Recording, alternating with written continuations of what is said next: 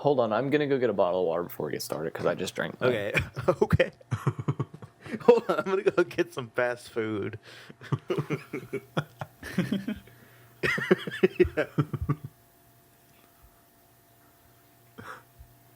I need to take a little nap, actually.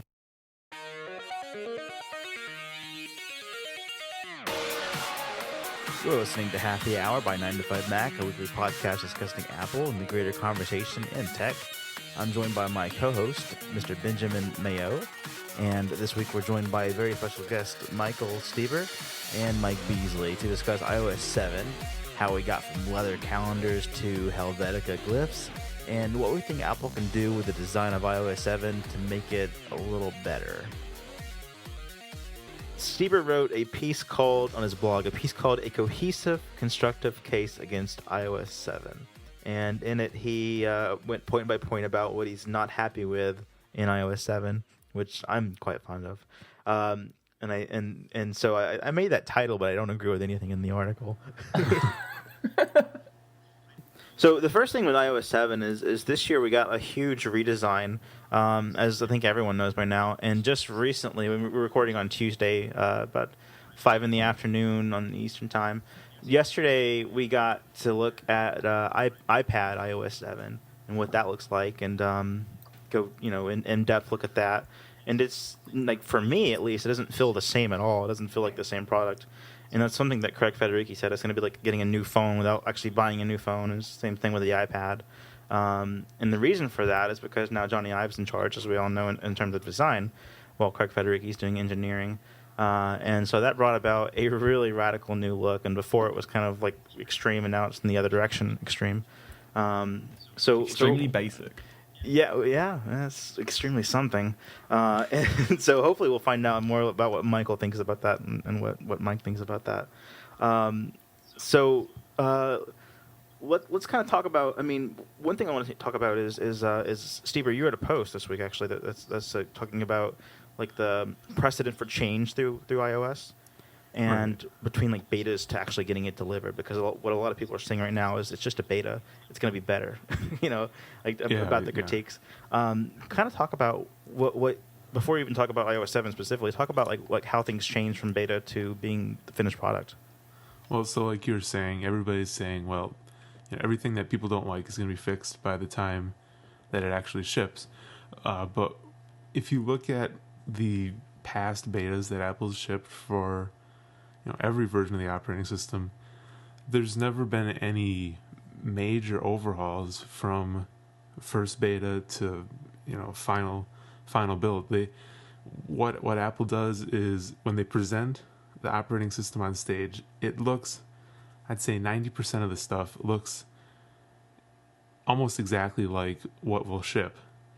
And throughout the beta period, it's pretty much minor tweaks, maybe stuff that they didn't have a chance to quite finish before they presented it, like iOS 4 Game Center wasn't done.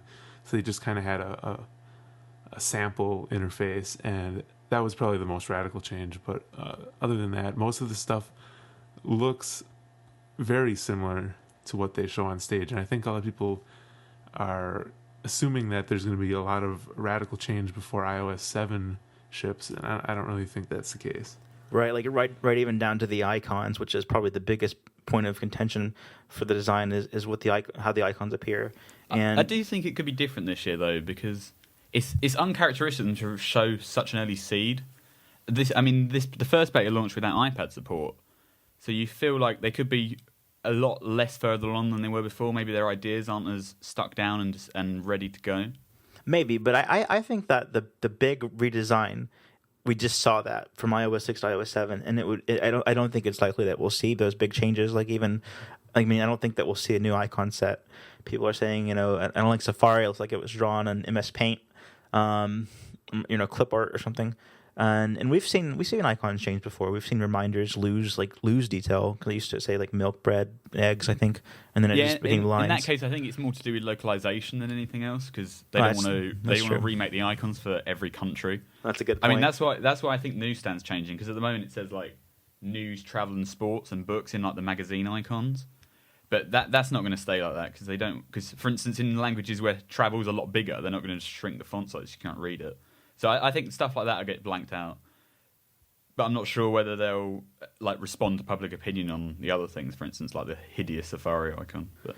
Yeah, but I do think it would be. I mean, what do you think, Mike? I think it would be crazy to think that you'd see like a new icon set or something very different. Come out later. There is precedent for them kind of caving to public opinion and changing some of their icons, like the sidebar in iTunes 10. People were mad that it was gray, or stuff like that. And it's happened before, but I think that in this case, Johnny Ive is so set on this being perfect, and this is the grid, so it's the greatest thing. I don't think we're really going to see any big changes in the icons. Like you said, we might see some detail disappear. They might take names and words off of the magazines in newsstand and stuff like that, just to kind of make it more universal. But I don't think we're going to see any major redesigns. If we do, I think it'll be by the next beta, and if it's not by then I think it's going to be set. Yeah, any further down the line is too late. Yeah, and something that I when I was setting up my iPad for iOS 7 yesterday, I did a clean install, and so I came across a welcome screen that a lot of other people weren't seeing because they were updating over what they already had, and so I came across the iBooks icon for iOS 7, and for the first time, I thought, I don't like that, and not just because of taste. It isn't just like it doesn't. I don't like that style. I had some logic behind it, which is you wouldn't know it was an iBooks icon. You wouldn't know it was a book unless you'd seen the previous one, and you kind of see, I can see how they got there from the old one, but I don't know that that's a book. It's because the meaning's associated to the color, and if you hadn't seen the color of the previous icon, you wouldn't have jumped to it being the iBooks icon. When Beta 1 came out, I went in the App Store, and it brought up that sheet that they show that says, download Apple's apps, podcasts and iBooks. And I believe the icon was there on that sheet. And I saw that, and I was like, what is that? And in Safari, They use the same shape for the bookmarks. And when I opened Safari, I opened it, and I was looking, and I was trying to figure out what it was, because in that context, it's not, the iBooks icon. You can't go, oh, well, it's supposed to be a book. And I was like, what am I looking at? I don't even know what this is. It's two rectangles. Right. Yeah. For people listening, it's like the old way is like an open book, and so it's kind of rounded and when it meets the middle, and it's got square edges. And it looks like an open book. The new version kind of looks like a paper airplane made weird. It's like folded paper. Yeah, from the top down. Mm-hmm, right, from the top down. And so you don't and for me that means sent mail. It doesn't mean a bookmark, and so it's kind of weird. I mean, you don't think, oh, that's the bookmarks. I think the way I realized it is by process of elimination. Or there's an ad, there's a share sheet, which is weird too. Oh yeah. And a lot of these are weird, and you can say that's not like my preference, but they'll grow on us because before the share sheet was a box with an arrow coming out of it, and you wouldn't think, oh, that's I want that to be the button for that, the glyph for that. So a lot of them are weird, but in terms of just like, can you show that to someone who's just now starting, and they're gonna know that's a book? Yeah, for people upgrading, it's not as big of a deal because you kind of have muscle memory and stuff like that to know, like, oh, the bookmarks is going to be along here somewhere. But for new people coming to iOS for the first time, they're going to be like, where is it? Like, they're just going to have to randomly tap at the screen until they find the text. Mm-hmm. Yeah, the only way that I knew what it was by its position on the bar in relation to the old version of iOS. I said, oh, it's got to be bookmarks. Actually, at first, when I saw it, I thought it was the tabs because it looks like two cards. But then I saw the one next to it. I said, well, no, that's the tab button. So I had to tap it to figure out what it did. Right, and there's a lot of discussion about the reason the OS looked like the way it did before. Whenever Steve Jobs had influence over it, whenever Forstall had influence over it, was because it was a brand new operating system, and it was the first time people were using the touchscreen, and that many people were using it. So they wanted to be very familiar with people, and they could look at it, and it would be very intuitive. You could say, oh, that's a button, that's a phone, that's a bookmark, that's a book at least, and that, we were talking on the previous iteration of Happy Hour about, at least I talked a lot about how I didn't like the way the OS looked. It looks stale. It looks kind of cheesy, like it was an easy mode, not to pass too much judgment, but I think they went in like the other direction where it's no longer it's not an easy mode, it's not in hard mode either. It's just kind of obscure, and we're not going to have trouble knowing that the iBooks app is the iBooks app because it's going to say it below it. But just to be logical, I mean, it's just like a splash of yellow and a paper airplane looking glyph. It's I just look back at rubs me the wrong way, and I do see it as stale and sort of cruddy. But then I look at 7, I just think they've gone too far the other way. Like there's more of a middle ground between those two that isn't completely reflective of real world textures, but isn't just completely sparse and grey and blacked out. It's definitely not it's definitely not what I expected. Like I expected that we would see all of the gloss lifted, but we saw the same icon set. Yeah. Or maybe even just like a new way of doing the same icons. Like the pop-up notifications, I thought that we'd see like that gloss gone, but the new one almost seems like too simple and too basic. It's just like white. There's no like shadow or contrast to separate it from the background, so it just kind of sits on there. It doesn't feel like it's popping off the page, and there is this parallax effect that you get when you're moving the device around, but when it's static, you just don't get that at all. Yeah, it's not moving. That's kind of funny because, you know, when there's no shadows, it's hard to tell like different layers of the operating system apart, because that's one of the big things that they were pushing for at the keynote, that we're trying to establish a system of layers. And yet when you look at, you know, different sheets that pop up and things like that, there's no contrast between them at all, and it almost feels less like there's layers there than ever before. Yeah. That part of the keynote was kind of like Facebook Home, and there was like, you know, we're going to talk about like the hierarchy of the structure of the OS, and we're going to put people above apps, and they didn't go that route. I mean, we're still app focused, but they kind of went like, we're going to focus on your content, and Johnny Hive's always been about making the device disappear in your hand, and you can focus on the software and the content.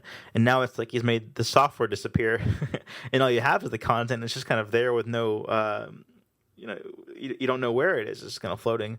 So yeah, and you're right, Steve. Where it does. I mean, without shadows and that context, like if you saw that page, if it wasn't a new pop-up dialog, you may think it was part of that page and not the center of your attention. Especially when it's a modal pop-up, it needs to differentiate from the rest of the screen, and it kind of doesn't do that now. Just yesterday, I was in the Photos app, and I was gonna crop down a screenshot I took, and I brought up the photo, and I couldn't tell if there was a menu on there or not, or if it was just all the screenshot, because there was no distinction because the screenshot was also white and the entire interface is white. Right. I couldn't tell what was what, and I was tapping on the screenshot thinking it was a button, and it wasn't even and I kind of think that this is going to be the way it is now. Like I mean, you can say it's a beta, it's going to be better.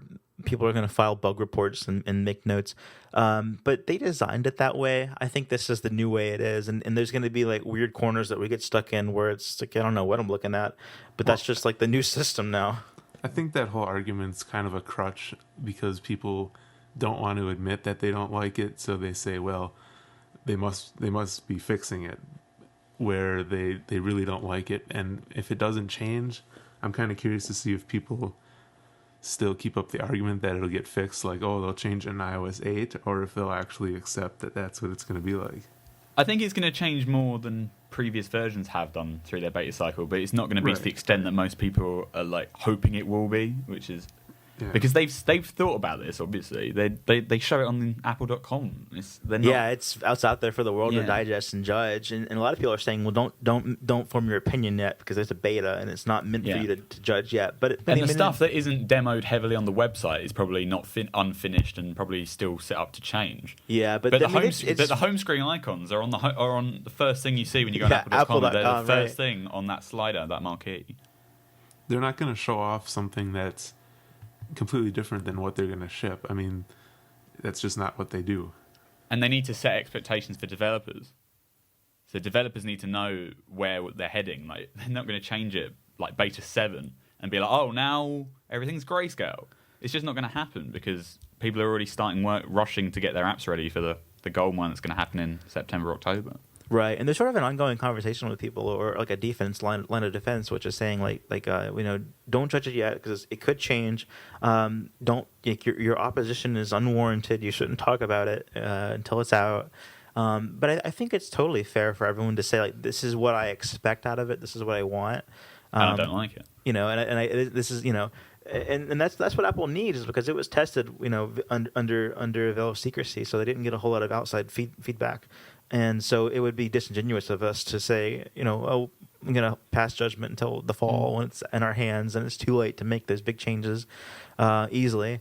And about expectations, I mean, what did you guys kind of think about what you expected from it? Because for me, I mean, I talked about how I thought it would just be like the gloss being gone, but like feels similar. But it's radical. It is a radical change. What did you guys, think about? What did you guys expect? What I was expecting, it was pretty much the same thing as what you were saying. Was if you look on Michael Stever's post, there's the one on his blog about a cohesive constructive case against iOS 7. If you look on there, he's got where he has put half of an iOS 5 screenshot with half of an iOS 6 screenshot, and you can see the differences between the two. And I thought we were going to get something more along those lines, and I actually made some icons that I put on my phone, and I took some screenshots. And that's more along the lines of what I thought it was going to look like. It would just be flattened icons that resembled the ones that already exist, all the same shapes and all the same glyphs and everything, like in Safari on the toolbar. And all of that would stay the same, but they would just be taking out a lot of textures. A notification center might be a solid color, and stuff like that, and they would just remove the gloss and change a few colors and call it a redesign. I wasn't expecting this at all. Yeah, a quote from Stever's article says, iOS definitely could have been benefited from a facelift. What we got instead was a bad remodel. Kind of talk about that, Stever. What do you mean by that? Well, I think people would have. People always say, well, Apple doesn't innovate and whatever. But I think in this case, people would have been happier with much more toned down redesign, like kind of what you and Mike were saying. Mm-hmm. And I think instead they said, okay, we're going to start over. We know what apps are on the phone, but aside from that, nothing's going to be the same. And I think to try to pull that off in just a few months wasn't their smartest option. When Johnny Ive took over, nobody thought that iOS 7 would be redesigned. They figured it would take another year. So it's not like Apple was being pressured to come up with a new version that looked completely different this year. People expected that it was going to take another year. So I think if they would have waited and unveiled a redesign with iOS 8, they would have had more time to kind of think out what they were doing and make sure that the choices they chose were the best, because with this new design they're setting the precedent for the next half decade, like they did with the first version of iOS. And I think that to kind of rush those decisions into a few months was a poor choice on their part. Yeah, maybe the timing is especially curious. Even looking back at when they announced that Forstall was going to be let go, and that Craig Federighi was going to be engineering for iOS 10 and iOS both, and that Johnny Ive would be taking over for design. That happened in the end of October, but it was also paired with the announcement that they were going to be getting rid of John Browett, who was running retail, into the ground. So it's curious why they chose that time. Like, I wonder if certain political decisions built up, and it was like, okay, we've got to get rid of you both, and we're going to save it for this. It kind of sounded like Browett had been gone for a little while, or maybe he was out the door immediately, and Forstall was going to be sort of praised, and given his fair treatment, and he'd be on for a little while as an advisor. Yeah. I think Browett was out. Yeah. But then they didn't want to just announce it by itself. So they just kind of didn't say anything, and then Forstall's timing came around because of the maps thing. That's the wide consensus. Of the maps. Interesting thing about that. So I was working in Apple Retail at the time, and I think as late as late August, Browett was doing the rounds. He came to our store and visited, and I got to see him walk by and come back, and he wasn't very friendly. He was like a big shot executive. But as late as August, he was on board, and he was doing rounds of stores talking about his plans. so it wasn't too far off from him being canned, but he was certainly canned when they made the announcement. He was done, and they've not since made a replacement. But I mean that's I do think it's interesting the timing and that Apple chose and so we're going to announce this in October after it's been like we've already had a few months of development for iOS 7, like hands-on development, actively developing it, and so midway through that we're going to announce some huge changes that will affect it, and we're going to rush to June to get this demoable. And of course, we didn't see that with OS 10, which we wouldn't even have expected to. OS 10's fine as far as I'm concerned. Do you think Ive was just kind of sitting in silence all these years, like with these designs of how Yeah. he thinks the OS was going to look, and then he finally got his opportunity? So he was like, boom, boom, boom. Let's I move. really do. I think I think that this. There's no way that these changes with like this philosophy was like, okay, here's your new job, think of something. And I don't think he went to Tim Cook and said, I've got these ideas. What do you think?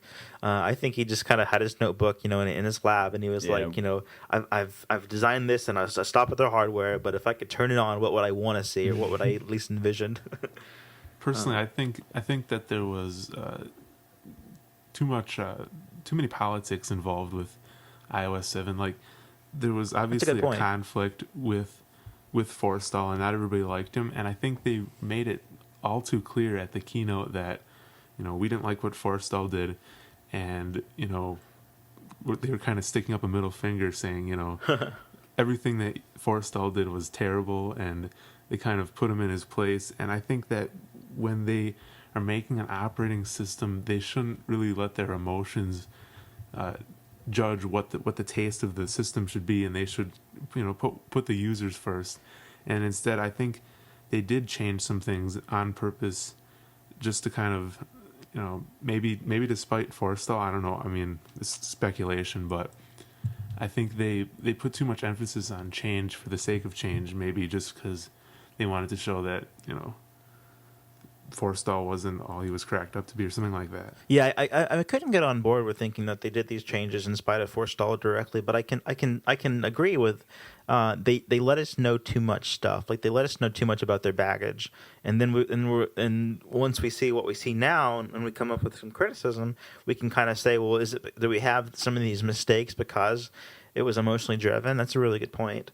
It's confirmation bias. Until he was gone, people seemed to be the stories about him being obnoxious and whatever didn't really surface. I mean, there were occasional rumors, but they were just like rumors in the gold mine. But now it's all sort of seemed like a you can kind of link jobs. it back. Mm-hmm. Yeah, confirmation bias kind of seemed like a miniature jobs. Let's talk for a moment about what iOS 7 did get right. And so, and what I mean by that is we know new features. We know AirDrop and iTunes Radio. What do you guys think they got right about the design, though? I actually have some opinions on that. There are a few. Wow, Go ahead. That's surprising. I picked up my phone to look at it, and it crashed. So I'm going to try to remember these. The lock screen. It's a beta. I do. Yeah. Okay. Like, I don't like parts of the lock screen, like the way the music controls work right now, or don't work. I don't like the camera slider. I don't like the unlock slider, how the whole lock screen does that. Because what I've gotten used to now sliding the middle of the screen to unlock it, but sometimes there's a notification there, so it goes to that instead. Yeah, that came across me today too. Yeah. I came across that as well. And so I kind of like being able to get to messages and my notification center and stuff like that. Lock center or control center is kind of a security thing. You can turn on airplane mode from there, so if your phone gets stolen and you try to use Find My iPhone, somebody can just disable that from there without even unlocking the phone anymore. So I keep that turned off. But the one thing that they actually got right on the lock screen is the new PIN code screen where you type in your passcode. The old one, I kept always hitting the wrong button because they were close together and it was really tight. Yeah, right? and I would always hit the backspace button when I was reaching for certain keys, or the emergency button and stuff like that, or just the wrong digit. And so I would always screw up my passcode at least once or twice when I was trying to put it in because I kept hitting the wrong button. And I haven't done that on iOS 7 at all. So I really think that they nailed the lock screen, the pin thing. At least like the way it's spaced. Even Yeah. if it was the same squares as before, if they would space it that way, it would make more Well, I sense. like the circles.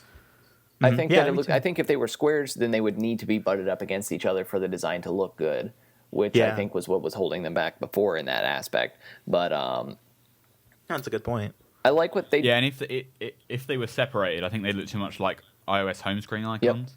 So by keeping those circles, they're distinct enough. You know you're at a different part of the operating system. Like a game of tic-tac-toe or something. Yeah. Or Connect Four. I like what they did with Notification Center, making it clear. I used to jailbreak and install a tweak that would do that. Oh, I love that one. It's really nice.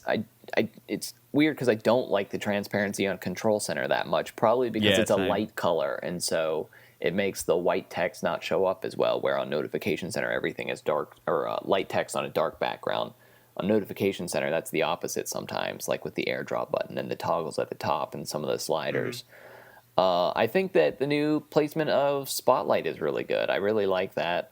And actually, the whole design of Spotlight, aside from some weird transparency issues that show up sometimes, I really like what they've done with that. Yeah, I'll talk about Spotlight for a moment. Again, going back to my experience working in Apple retail, anytime I would try to teach people how to use these devices out of the box brand new, you say this is your home button, takes you to the home screen. If you press it again, then it goes to Spotlight. And even though it has that animation and it has little dot indicators, it's like, where am I? Where do my icons go? Now this is this bar, and I don't even know what to do here. And it's not something that most people use, Spotlight. Most people go directly to their contacts, directly to their apps. They search the web with the search button. And so Spotlight was kind of a power user thing, and I like the way it's tucked away now. Like, it's not obvious where it is. You shouldn't accidentally get there, and if you do, you can still see your icon. So you're not too lost. You know that you can tap away and try to get there.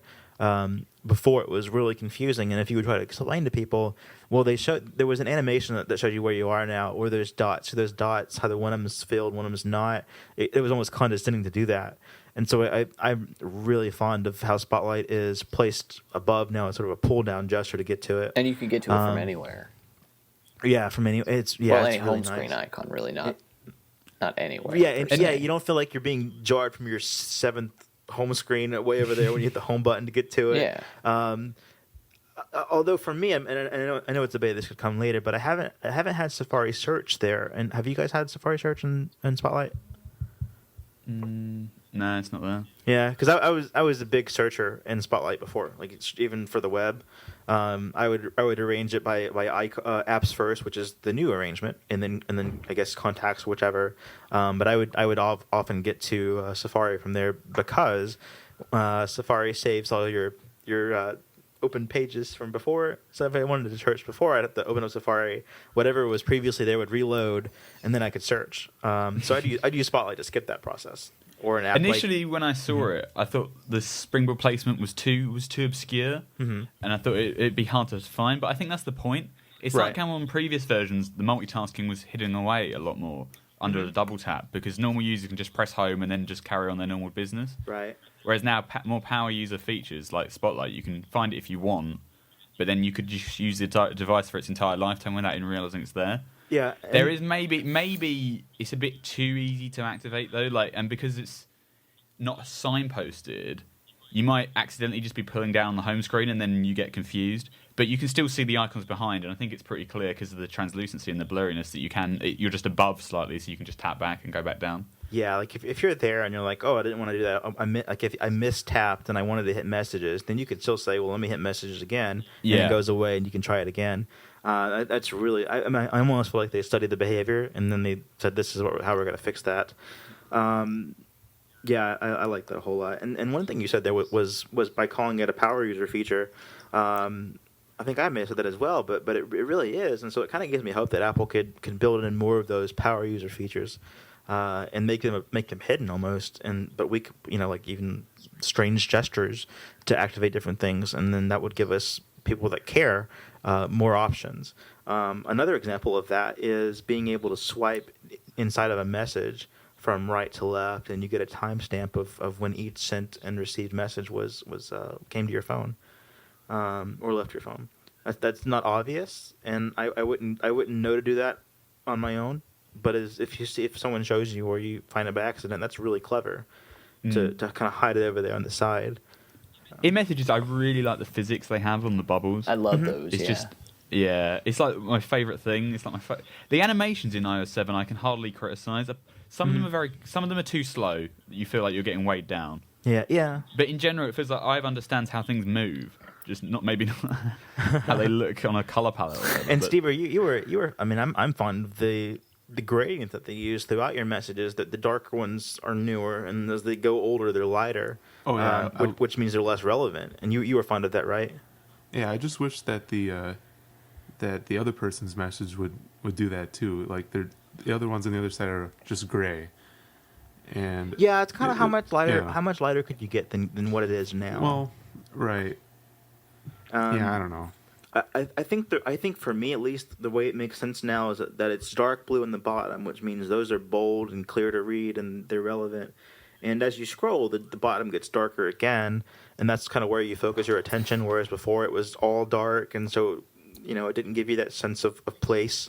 But yeah, I think they probably could afford to lighten up the gray on the other side and get into the same effect.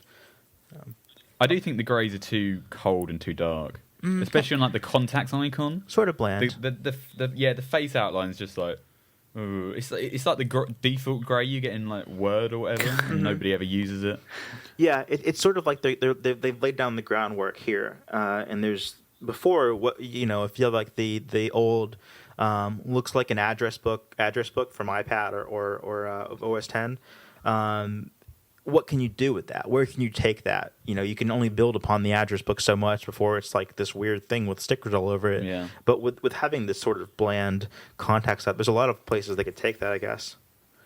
I do like that, even though contacts doesn't look like a book anymore, I do like that it actually fills up the entire screen on the iPad, and it's not like squished when you have it in what is it, landscape or portrait? Which way was it squished? I can't believe it made it this long looking Landscape that way. or portrait. Yeah, it looked bad in portrait. I can't believe they shipped Yeah. it looking like that initially, but the fact that it survived this many years like that is astounding to me. Yeah, It was always hilarious. They're like, it doesn't matter which way you hold it, and then it'd be the same for like the entire operating system. Then you open contacts and portrait, and you'd be like, oh, I never mind. joked. I joked whenever the iPhone 5 came out and there were letterboxes on certain apps that were not optimized yet, and I opened up the Contacts app in Portrait, which had letterboxes, and I said, "Hey, look, letterboxing on the iPad too." But I mean, that's a fine example though of like the ornamental design, skeuomorphism, trying to look like a real life object, getting in the way of the It breaks function. down pretty quickly. Exactly.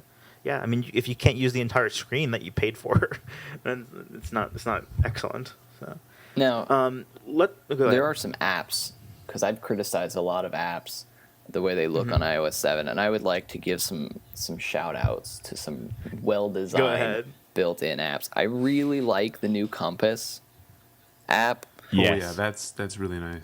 It looks, and people, I've had people, on Twitter and stuff say, well, it's not skeuomorphic. Well, actually, I've seen compasses and used compasses that look like this. And Like a digital compass. I mean, sort of. yeah, but it was even. They said that the little gyroscope bubble that appears in there, they said, you don't see those kinds of things in real compasses. But I actually have seen compasses with levels in them that were used for like orienteering and like pathfinding and stuff like that do have bubble levels in them. So even that is sort of skeuomorphic. And the new level, I'm just learning now, you can, like the second screen in the Compass app, I'm sitting here playing around with it. As am I. You can actually tap that to calibrate it. So if you put it on a flat surface and it says it's a little bit off, but that surface is flat, you can tap the screen and it'll reset that to 0. Wow. And on the A lot of thought has gone into the compass. I love how, depending on how tilted up you have, it changes from a level to the 2 dots. Mm-hmm. It's just well thought through. And Benjamin, you and I have talked in private about Compass. It's one of those things where it's not something that I'm going to, personally me, that I'm going to use a lot. It's something that goes into the extra folder. I don't put it on my home screen because I just don't seem to need a compass very often on my desk while I'm working on my computer, or when I'm traveling. And I use voice navigation. I don't seem to need a compass in 2013. For me, weather. But they You put think- so yeah. much thought into these apps that I don't use very often. Yeah, weather, calculator, and compass seem to have so much care and so much attention into them, and nobody ever uses them. Yeah. I've just discovered another feature in the Compass app. I saw somebody talk about this earlier, but I didn't know how to do it.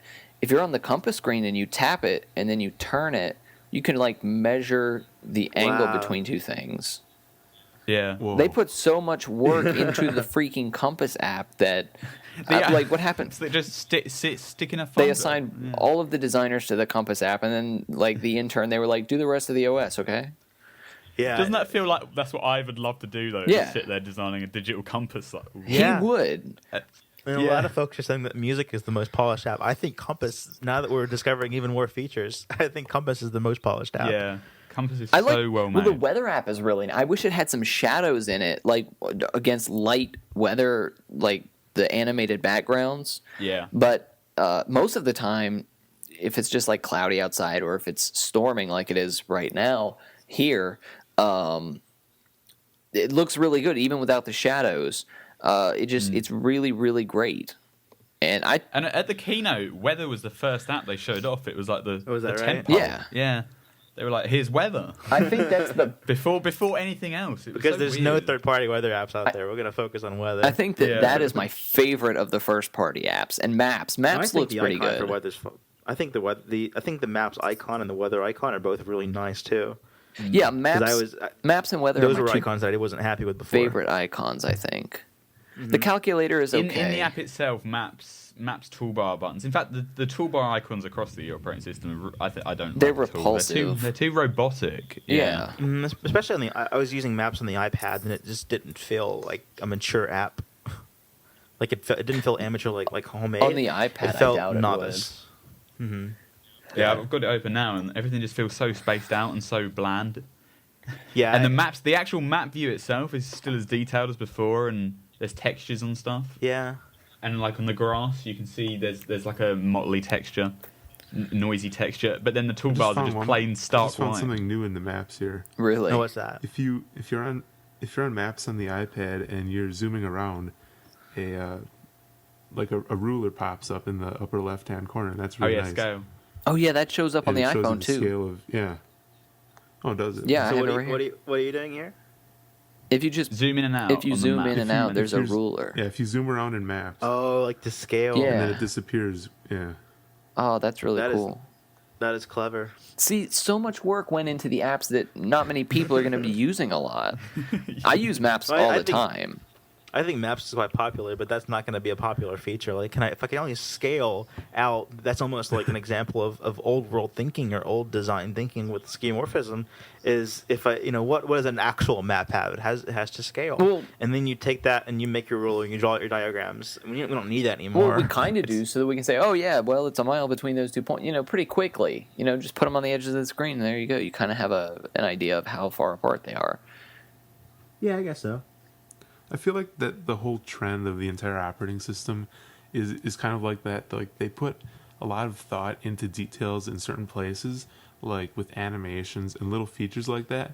But when you look at the entire design of the operating system as a whole and the icons and what colors they chose, there's like a big disconnect between the features and the overall look. And I can't figure out why that is. It's like the teams just weren't communicating. It feels schizophrenic. Like there's some places where it looks really great, and it's just like so much character. Like in the Compass app, they put a lot of work into that. And even though it's flat, it still has a little bit of character. The Weather app has a ton of character. And then you look at the icons. Even calculator, which is Yeah.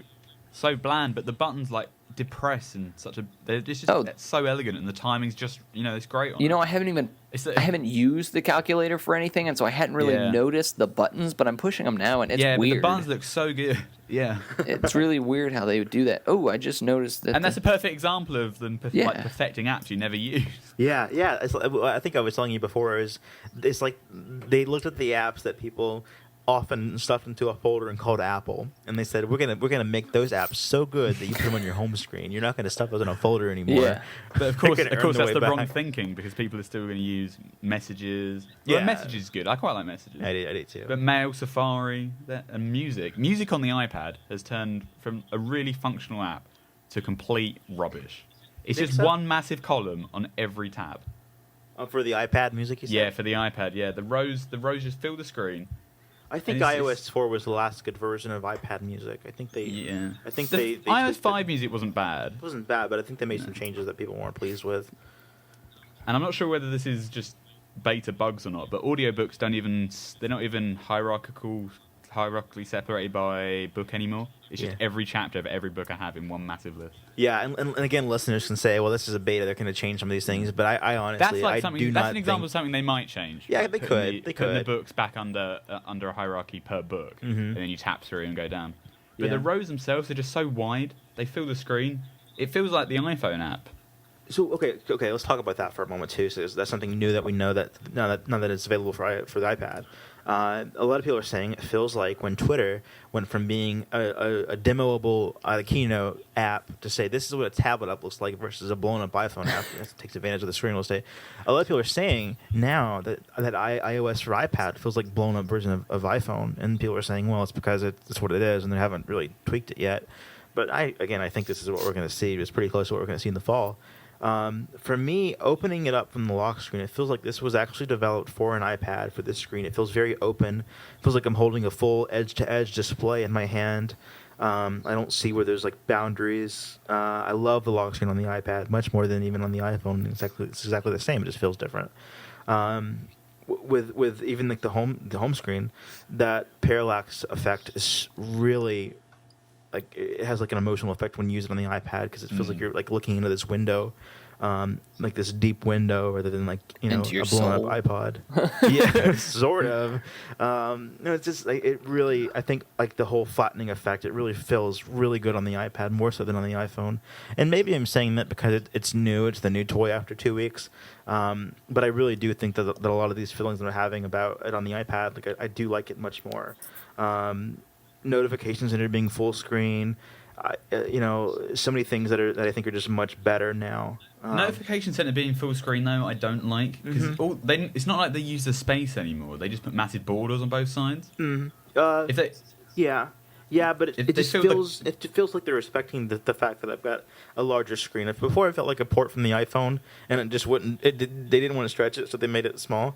And even though you're right, they use spaces on either side. It just feels like they're respecting the fact that it's a full screen now more. It just feels a bit stupid when you pull it down. It's like, here's a massive view, and I'm not really seeing anymore. It's the same thing I was going to see before. Yeah. It's like Siri. I'm upset it's gone full screen as well. I'm quite happy just- about that. It just seems so big. I mean, you're on a mini though, aren't you? You use a mini the most. I am. Mhm. Yeah, I'm on a 9.7. And Yeah. I think it just looks comically large, like I they have bet- taken the iPhone I one bet and it scaled does. out. Like the first logo when you boot up, the Apple logo is no longer like the same scale or It's the so same. big on the iPhone. And everyone was saying, "Oh, it looks terrible," but I was like, "It looks like it's finally made for the, The funniest iPad." thing about that was that the logo got massive, but the bar still stayed like 1 pixel tall. yeah. It was in proportion. Steve, have you spent any time with iOS 7 on the iPad? Yeah, I've been using it for the past day, and one of the things that, I mean, it's on the iPhone too, but one of the things that I really like that hasn't been talked about much is when you open up Siri or when you're doing dictation in an app, how there's like this interactive waveform, and then when you're finished, like in Siri, it turns into the Siri button, and I think that's another really nice detail that, it feels like something Apple would do. That's another example of like back when we were talking about iBooks and how we wouldn't know it was that the icon had we not seen the previous one and know the color scheme. I think that with that it is really nice, but unless you knew the old Siri button, you wouldn't know what that circle spinning is for. And maybe it won't matter as much in the future when people kind of lose the memory or don't ever even see the old Siri button. But for me, I kind of see like, oh, that's like an outline of what used to be a detail, an object there. So it's just weird for me. I think it is elegant and very Apple, but it's just like another example of me seeing something that I think is like a trace of what was previously there. You know? Yeah. I think Siri is something that Apple should be careful with when they're tweaking it, because it is so iconic with the voice and how it looks, and I think that there's a lot of branding power behind, you know, how Siri sounds, and I was a little bit, you know, I thought the new voice is a little bit questionable, because I mean, you want them to sound more realistic and everything, but I think that the Siri voice in itself has become almost, you know, it's signature. recognizable, Yeah. right? And I think that to deviate too far from that is something they should be careful about. Mm-hmm. Yeah, that makes a lot of sense. I was a big fan of getting a new Siri voice, because my thought process on that is that you've had so many errors with the old voice that it becomes kind of naggy, to the point where Microsoft makes ads with Siri's voice and you just know it's the iPad. And so it's a good chance for Apple to try to change that road, make, you know, have a better back end for Siri, and then you kind of get to make new feelings on how reliable it is. Something else with iPad, you know, there's so much talk about the icons being bad, but I think the new photo booth icon's fantastic. It's sort of just you know, a red splash with outlines of two photos, and it doesn't try to be like the old icon but flatter. It's kind of a new design, and in the old icon tried to mimic the OS X icon, which is clever, only it looked cheap and like kind of like a knockoff icon. Didn't look like an Apple icon.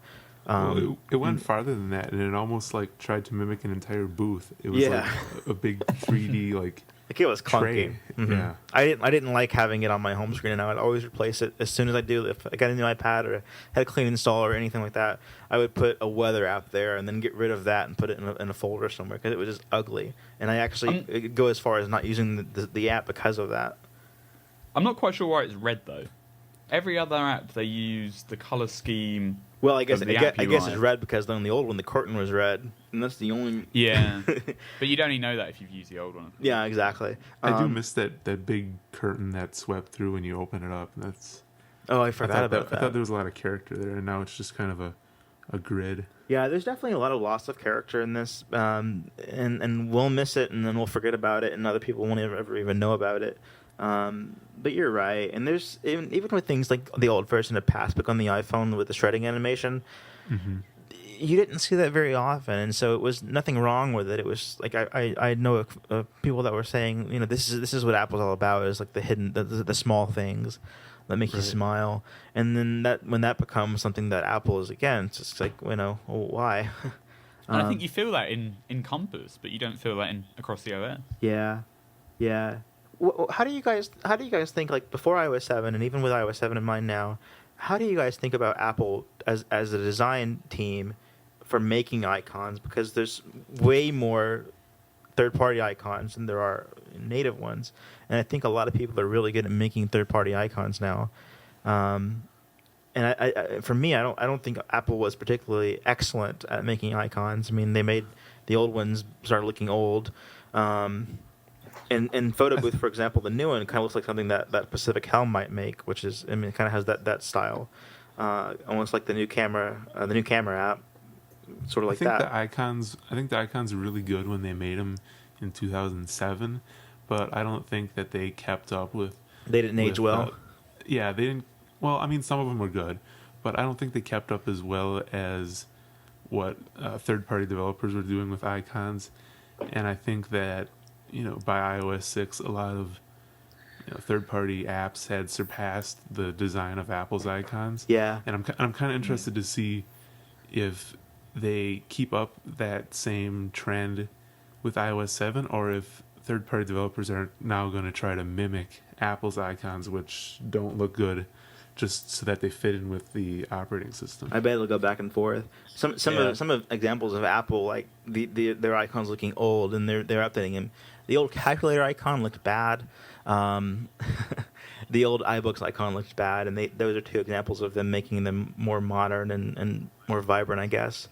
And so hopefully we'll see that here as well. I mean, like, I think FaceTime looks cheap now, and I think Reminders looks unfinished. Well, FaceTime looked terrible on iOS 6 though. So, yeah. Like the metal emblem thing. Well, it wasn't even metal. It looked like textured plaster and then like some kind of weird camera on it. Yeah. I don't know. The best FaceTime icon was the first one that shipped when the iPod 4 came out. Right, it looked like phone but with a Yeah. camera. Which this is kind of trying to mimic a little bit, but not by much. No, it's the I same think thing it's here. funny how they put so much detail into the FaceTime icon, though, even though they've made it really flat. Yeah. There's the It- tiny it little looks- nub at the back of them to press play. Yeah. And they have It like looks the one like line. an old They have the camera. one line on the camera lens. I was noticing that today. It's weird that they put so much Yeah. detail into that. Yeah, And it's like see- the camera icon as well. The camera icon is so intricate, Yeah. and yet everything else is so flat and plain. They put a little Yeah. yellow flash, or well, not a flash, but a Yeah. little yellow Like a sensor. yeah, Indicator on light, the yeah. camera app, despite the fact that that's the only yellow on the entire icon.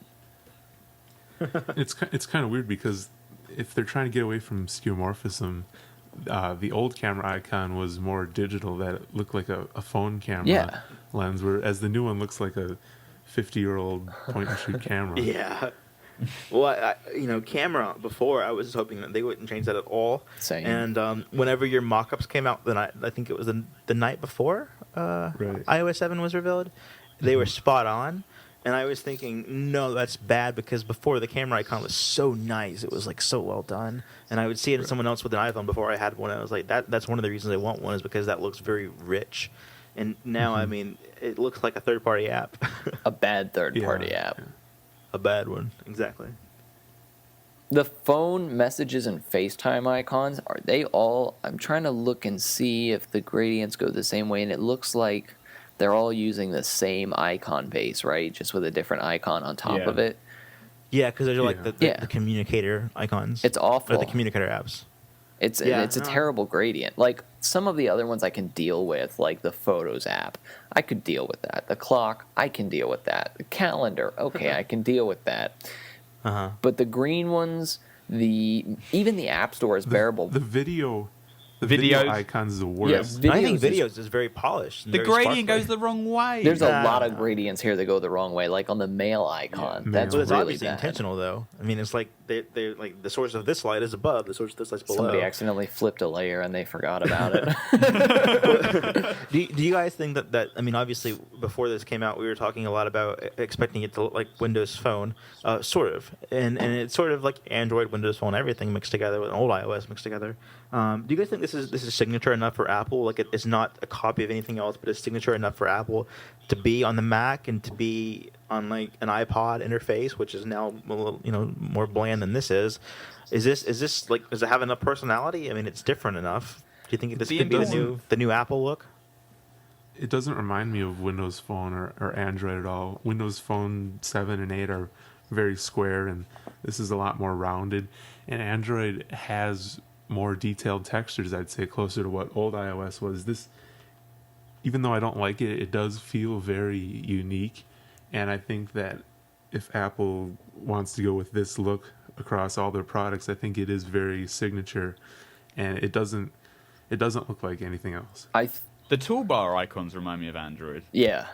They're just Yeah. No, plain I think straight I think you can lines, pick out angular. you can pick out different things, like the lock screen Yeah. looks like an early Android lock screen, or the the dialer. first impression when you unlock, But you it- still think this is iOS, and Yeah. that's what's important. Uh, They've kept their and signature. collectively, though, it all kind of mixes. Like it's like it takes inspiration from what other platforms do right. And they've moved on in many ways. The transparency and the blurs, no other platform does that at the moment. And it's also, that takes advantage of hardware now, because before, I mean, on the first iPhone, you didn't want to have a wallpaper on your home screens because it would slow your phone down.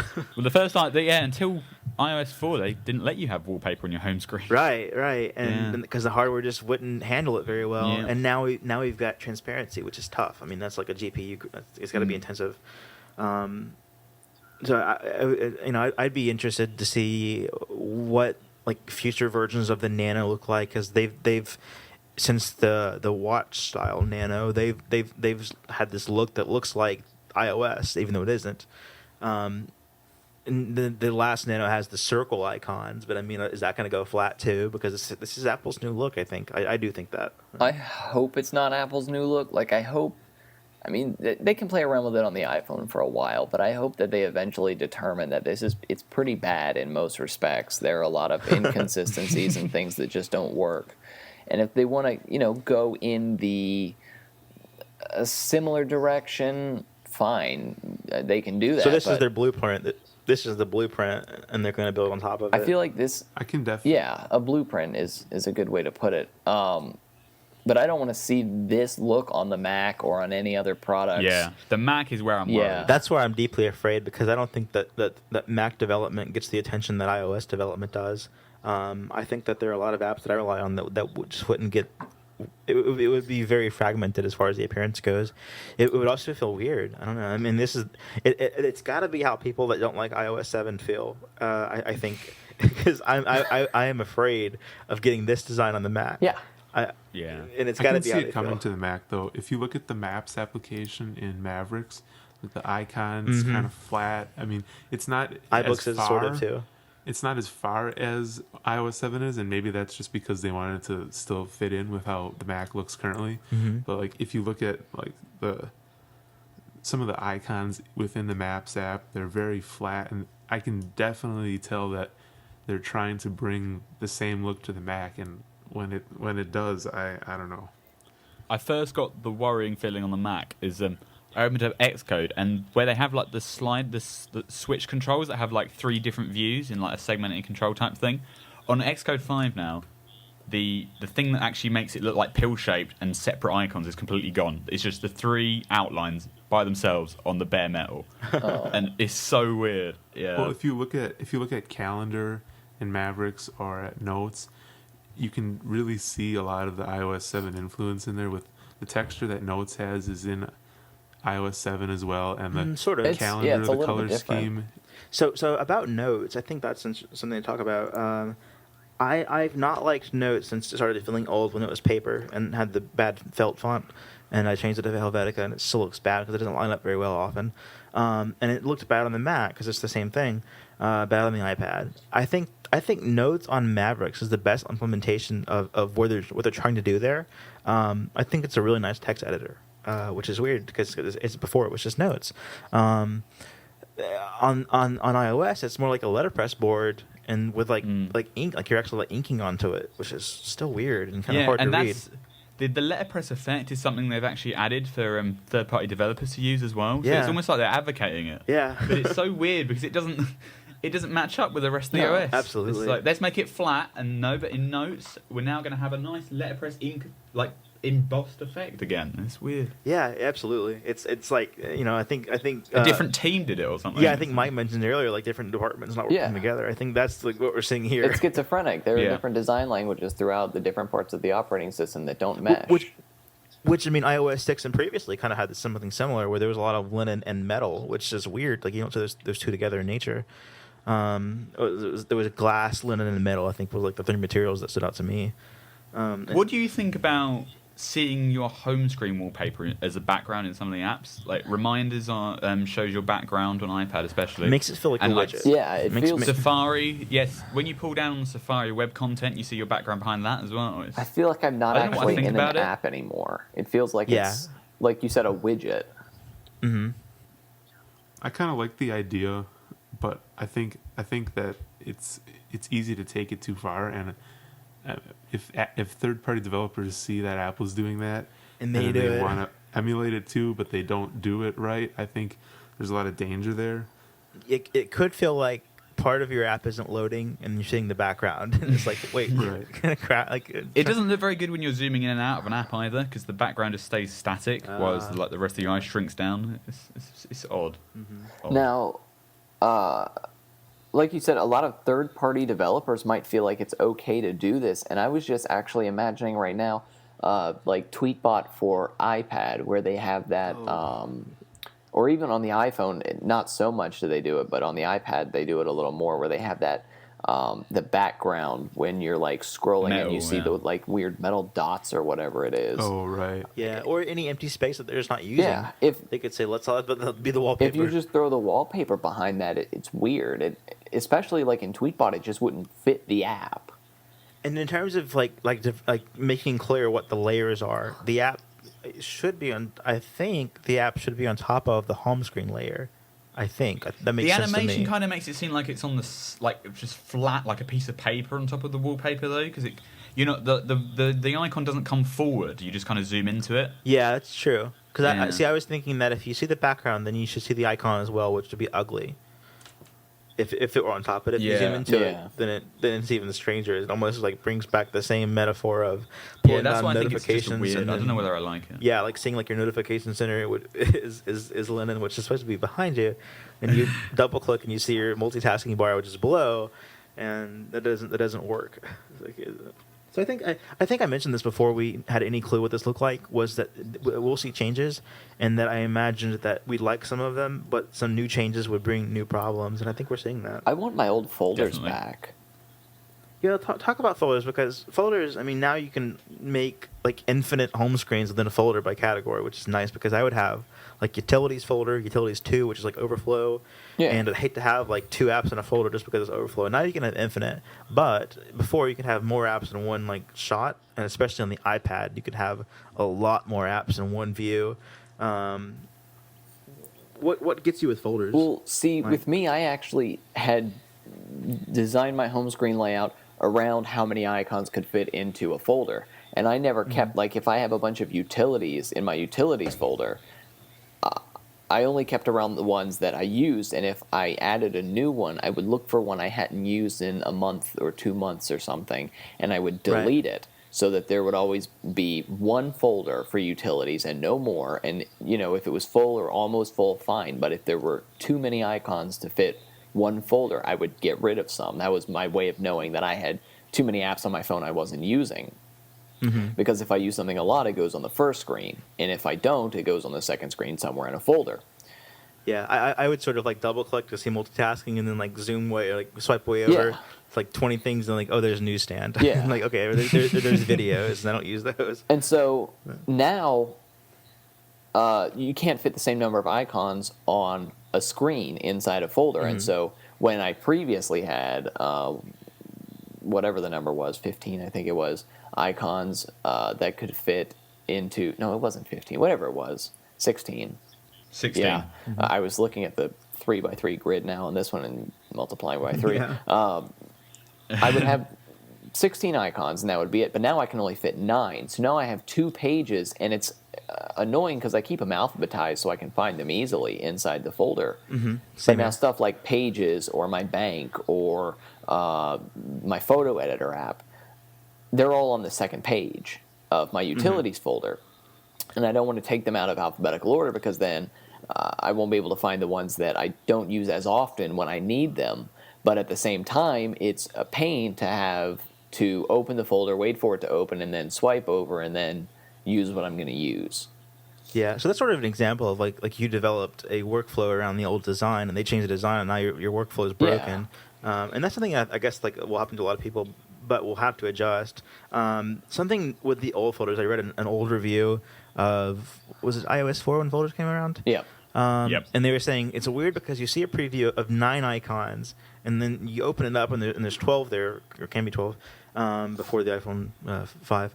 And it would be weird because there'd be 1, 2, 3, and then another row, 1, 2, 3, and you'd like aim for one, but then there'd be 4 on a row. So that was like a minor thing. It was very particular, but it was a point of dispute. And they've addressed that here. Yeah, and see, I But used to run you have into less that function. problem. And I'm glad that they addressed it, but I wish they had addressed it differently. I wish that maybe By they... doing 4 by 4. Yeah, if they had in a just made the preview. grid on the icon, or let us have customizable icon It could fit. for the right? folder, yeah. Yeah, it could fit. It wouldn't look bad. Folders is probably the best example of them just blowing up the iPhone interface on the iPad. Absolutely. There is so much empty space on How the many iPad version. apps can you fit in there? Because I don't have an iPad. Nine. It's Nine. the same, Wow, isn't it? that's Yeah. ridiculous. Exact same. It's the iPhone. Exact same, on just the with massive iPad. margins. I thought what they were going to do is probably keep the 9 grid, but just kind of make it less modal and more like pop over the top of the folder icon, Yeah. almost like a stack. Yeah. Like, and then you could flick through it there. But no, you press it and all your icons fly up, and you're left in another modal view on a massive screen with a massive border. And multitasking, it's another thing that's blown up, and that I like multitasking. I think multitasking's really nicely done. How they have the separate like parallaxy rows, so they scroll at different rates. The app icons and the app screenshots. So you can scroll. Yeah. You can scroll across the screenshots to move more slowly, or you can move across the icons and zip through a lot faster. And as they track the screenshot and the icon, they track together, so you get a nice parallax animation as you're flowing through. Yeah. I think that's Oh nice. my god. It's just something that's so different that we'll have to get used to. And Yeah. another example of multitasking, and the iPad doesn't have this problem, but the iPhone does, is that some apps are only portrait, and that when you look at multitasking in landscape from a landscape app, the apps are sideways, and it looks unthought, like you didn't think about. Multitasking gestures are quite funny at the moment as well. Yeah, like you 'cause do four fingers to swipe up, Yep. and then the animation's coming from left to right. Exactly. Yeah, it's gonna need to be rethought. Like you don't want to train the behavior to be different because it Yeah. already matches like OS 10, which is what they were going for, I think. The problem I have seen with folders, if you say start in portrait, so you've got your apps in portrait, Yeah. then you go home, you turn your thing to landscape, and then you open up the multitasking again on the iPad. Mm-hmm. All the screenshots stay the other way around because the apps haven't been unfrozen, so they can redraw. Yeah. So they're all the wrong way around. That happens on the Maybe iPhone that'll too. get better. Maybe that'll get better. If you're I don't think it's not going to though, because that's not how the multitasking architecture works. So the screenshots can't update. But It's only the even foreground app. Even with new APIs going forward. Yes, unless they fetch, they're not actually going to be able That's to true. redraw. That's true. Yeah. Yeah. I think things like folders and multitasking are going against the idea of wanting to create layers of depth within the operating system, because the old ones, if you opened a folder, it was like you were breaking your home screen in half and showing stuff underneath. And when you're opening up the multitasking tray, it was like underneath the rest of the operating system. And I think if they're trying to create depth, they should have kept something similar to that at least, because it works to that effect more than the current thing where it's just like Yeah. you're zooming into a folder. I think I agree. it, I just had the worst thought in the world. On the Mac, imagine Launchpad, and then imagine the folders. Oh in my Launchpad, gosh. 9 at a time. I have a 16:9 display. That would be so much wasted space. It already Yeah. is on Launchpad. There's like it could be 2 more rows on either side, or 2 more columns on either side. you Yeah. have like a 27-inch iMac, right? And Yeah. so you would have 9 tiny little icons, and then all that free space. Yeah. Well, when I open up a folder now, it spans the entire width of the screen, and then if there's like 2 apps in it, it's still huge. Yeah, that's a No, waste. So it looks bad now too, right? It drives me crazy on my display because it isn't an Apple display. It's 16:9 like a television is, which I like when I AirPlay. But it's, let's see, 1, 2, 3, 4, 5. It's seven columns, and there could be 9 columns there that would fit perfectly, and it just feels crammed. Yeah, I have the same thing on mine. And that changed between Lion and Mountain Lion. I think it wasn't as bad before, but they made the Wasn't it worse before? They've Uh, changed the spacing. I think. yeah, Yeah. like the resolution of the spacing of the icons. Yeah. It's interesting. I think we already talked about a lot of solutions, but I mean, is iOS 7 like unrepairable, or is that something that they can definitely build upon and get right as soon as like 7.1 or 8? Well, they've already taken some steps that I think are kind of remedying parts of the problem in Beta 2, which I was really impressed that they had done that so soon. Like in the clock app, they, instead of having just a solid white background, like where there are, like in the alarms panel where there's no alarms, instead of just a solid white background that matches the top bar and the bottom, they've made it like a gray color now, which it's the same color as when you have a disabled alarm, but it's still something that's different. It's not solid white like in the Mail app where it's all white. And so they've kind of remedied that situation in a way where like the whole operating system just looks like one boring flat piece of nothing. But they have a lot more work to do before it's actually good. Okay, and Steve, I mean, you and Mike are both like the probably, as far as I know, like the biggest opponents of what we have now, like the most verbal. What do you think this can be fixed like to a point where you like it, not even just like functionally better, but like your taste? Is there something here?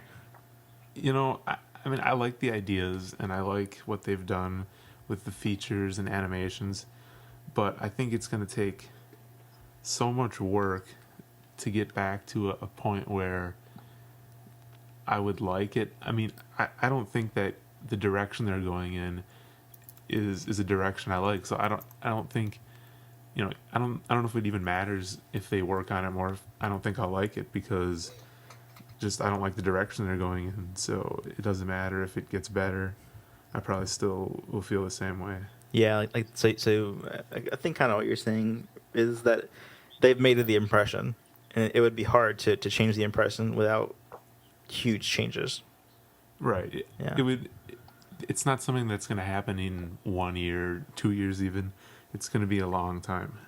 Interesting. I've got to say, I'm really impressed with it. I think that there are things that can improve, of course. But I would rather have this than what we had before. Schizophrenic, which Mike called it, is such a good word for it.